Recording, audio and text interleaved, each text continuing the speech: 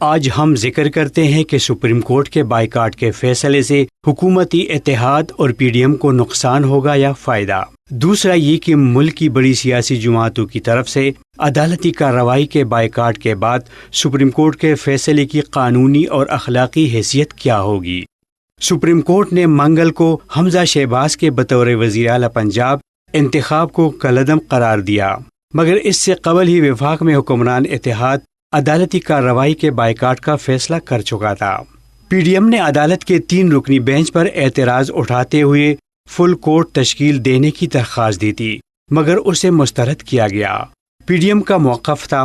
کہ آئین کے آرٹیکل 63A کے تشریح کے حوالے سے ابہام موجود ہے، اور ڈپٹی اسپیکر دوست محمد مزاری نے قاب لیگ کے 10 ووٹ مسترد کرنے کا جو فیصلہ دیا وہ اسی آرٹیکل کے حوالے سے سپریم کورٹ کے سابقہ فیصلے کی روشنی میں سنایا تھا۔ تاہم عدالت نے اپنے فیصلے میں لکھا کہ کوئی بھی وکیل لارجر بینچ یا فل کورٹ پر عدالت کو قائل نہیں کر سکا۔ چیف جسٹس عمر عطا بندیال کا کہنا تھا کہ بظاہر یہ درخواستیں معاملے کو غیر ضروری طول دینے کی کوشش نظر آتی ہیں۔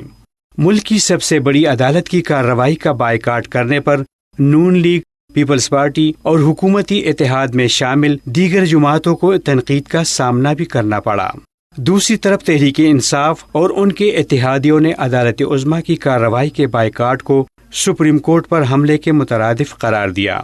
حکومتی اتحاد کو تنقید کا نشانہ بناتے ہوئے پی ٹی آئی کی قیادت کا کہنا تھا کہ کوئی حکومت اپنی ہی عدالت عظمیٰ پر عدم اعتماد کا اظہار کیسے کر سکتی ہے،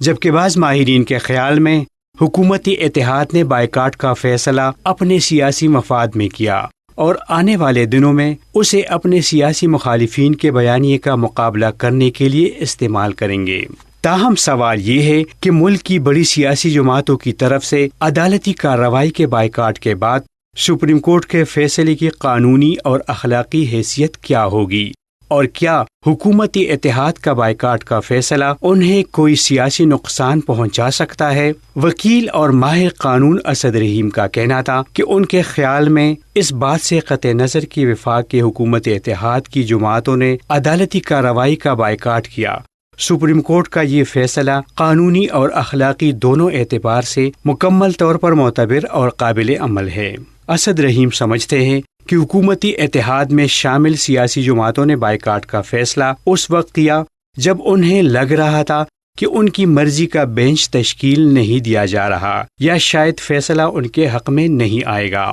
ان کے خیال میں سیاسی جماعتوں کی طرف سے بائیکاٹ کرنے کا فیصلہ سراسر سیاسی نوعیت کا تھا، اس لیے اس سے سپریم کورٹ کے فیصلے کی قانونی یا اخلاقی حیثیت پر کوئی فرق نہیں پڑے گا۔ وکیل اور ماہر قانون اسد جمال سمجھتے ہیں کہ قانونی اعتبار سے تو عدالت عظمیٰ کا فیصلہ مکمل طور پر قابل عمل ہوگا، کیونکہ سپریم کورٹ جو بھی فیصلہ کرتی ہے اس پر عمل درآمد ہوتا ہے۔ تاہم ان کے خیال میں اس وقت جب ملک کی بڑی سیاسی جماعتوں کی طرف سے ملک کی سب سے بڑی عدالت کی کارروائی کا بائیکاٹ کیا گیا ہے، تو اس صورت میں اخلاقی اعتبار سے اس عدالتی فیصلے کی حیثیت میں تنزلی آئی ہے۔ اسد جمال کہتے ہیں کہ فل بینچ کا مطالبہ کرنے والے فریقین کے موقف کو دیکھا جائے تو معلوم ہوتا ہے کہ اس بات میں کوئی حرج نہیں تھا کہ عدالت لارجر بینچ یا فل کورٹ تشکیل دے دیتی، تاکہ آرٹیکل 63A جیسے آئینی مسئلے کا جامع حل نکالا جا سکتا۔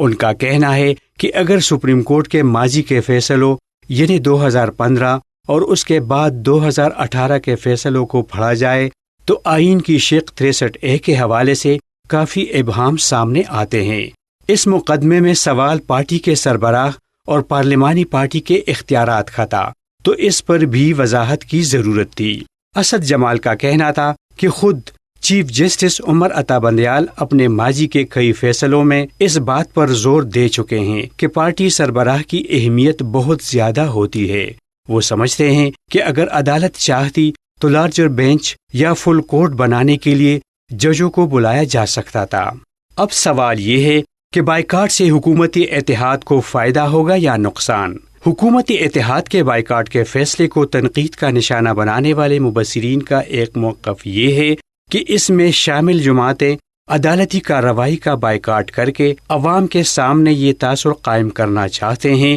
کہ ان کے ساتھ زیادتی ہوئی اور ان کی استدعا کو نہیں مانا گیا۔ ان کے مطابق اس طرح وہ مظلوم کارڈ کھیل کر سیاسی طور پر اپنے مخالفین کے بیانیے کا مقابلہ کرنے کی کوشش کریں گے۔ صحافی اور تجزیہ کار سہیل وڑائچ اس حوالے سے کہتے ہیں کہ بظاہر ایسا ہی دکھائی دیتا ہے، یہ تو وقت ہی بتائے گا کہ اس فیصلے کا انہیں نقصان ہوگا یا فائدہ۔ تاہم بظاہر یہی لگتا ہے کہ سر دست وہ یہ کہیں گے کہ ان کے ساتھ زیادتی ہوئی، اور اسی کی بنیاد پر وہ اپنا ایک جارحانہ بیانیہ بنائیں گے جس کو وہ سیاسی طور پر استعمال بھی کریں گے۔ کیا پرویز الہی بطور وزیر اعلیٰ نون لیگ کو نقصان پہنچائیں گے؟ اس سوال کے جواب میں صحافی اور تجزیہ کار سہیل وڑائچ سمجھتے ہیں کہ فوری طور پر پنجاب میں حکومت جانے سے نون لیگ اور ان کی اتحادی جماعتوں کو سیاسی نقصان ضرور ہوگا، تاہم ان کے خیال میں پرویز الہی کے وزیر اعلیٰ بننے سے نون لیگ کو پنجاب میں کوئی طویل مدتی خطرہ نہیں ہوگا۔